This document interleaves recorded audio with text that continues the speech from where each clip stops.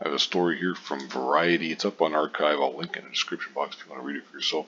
Star Wars shakeup. Kevin Feige and Patty Jenkins movies shelved. Taika Waititi looking to star in his own film. Exclusive.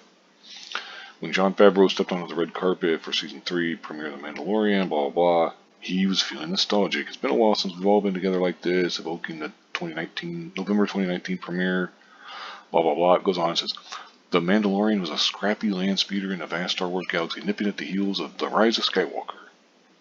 And it talks about how it is a success, the incandescent cuteness of Baby Yoda blasting Disney Plus into light speed with 26.5 million subs in the first 6 weeks. The Rise of Skywalker, on the other hand, imploded in spectacular fashion. The film earned just half the grosses of 2015's The Force Awakens. It's nice that these places are actually being like real about this now and being honest about it instead of trying to make up bullshit. And the widespread scorn of fans and Star Wars movie development has been stuck in the bogs of Dagobah ever since. Whereas Disney Plus boasts a robust fleet of live-action Star Wars series, 3 streamed in 2022 alone. That's not really saying anything about the quality, but it's neither here nor there, I suppose. Not a single Star Wars movie has received a green light.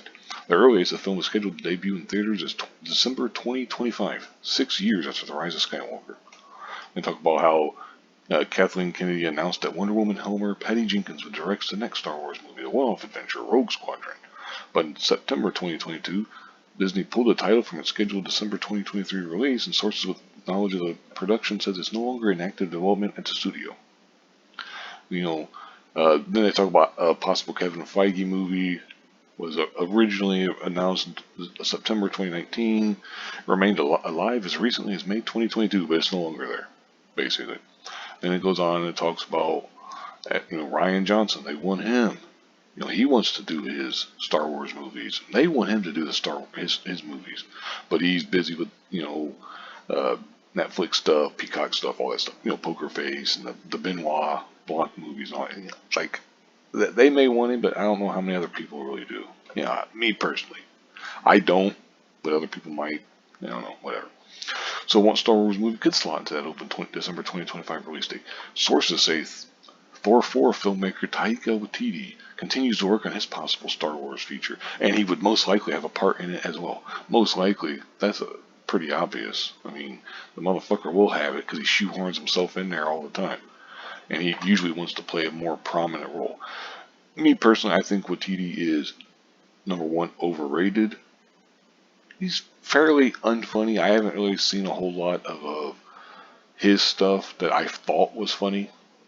And if it was funny, he usually didn't have a huge part in it, but I don't know. Maybe he did. I'm not a fan of his. Maybe you are. If you are, that's cool. But if he makes a Star Wars movie, if this shit actually comes out, I'm probably not going to like it. I'm probably not going to want to watch it because it would probably just be the same overtired, gurgitated garbage that he comes out with all the time.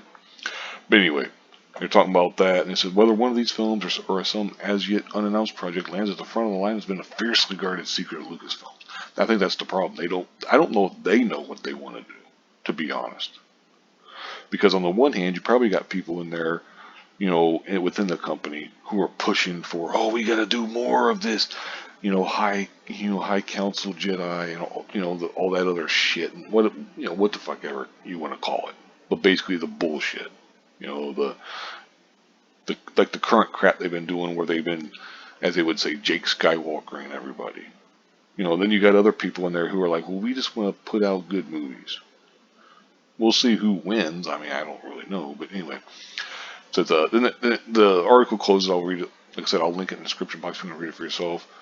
That announcement, however, will compete with expected updates. They're talking about the Star Wars Celebration convention in London the weekend of April 7th.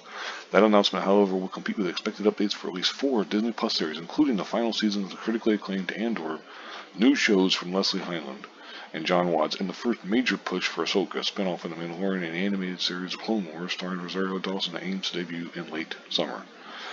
That's one of the problems, is there's too goddamn much Star Wars stuff coming out.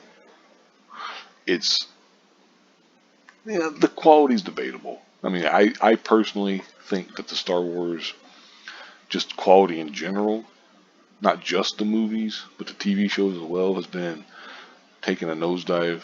But, again, opinions may vary and stuff. I'll go ahead and wrap this up here. This is the end of the article. Like I said, I'll link it in the description box if you want to read it for yourself.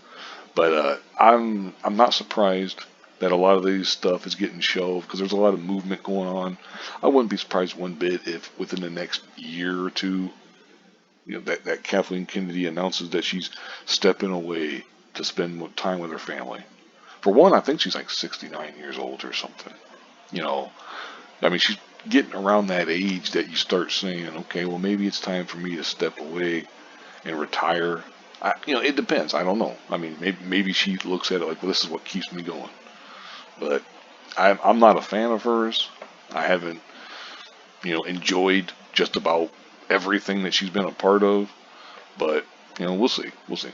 But I wouldn't be surprised if in a couple of years or something she steps away and retires as their way of, instead of publicly firing her, giving her an out, basically.